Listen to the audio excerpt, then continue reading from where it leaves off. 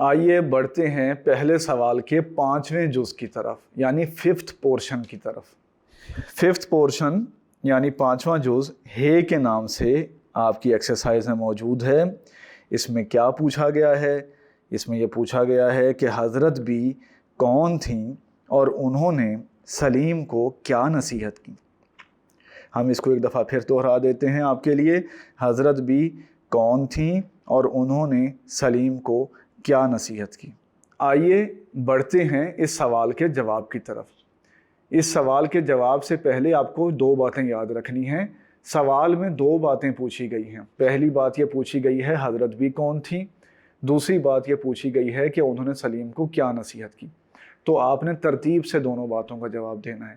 پہلے آپ نے یہ لکھنا ہے کہ حضرت بھی محلے میں رہنے والے ان 4 لڑکوں کی نانی جان تھیں، وہ پرہیزگار اور شائستہ خاتون تھیں۔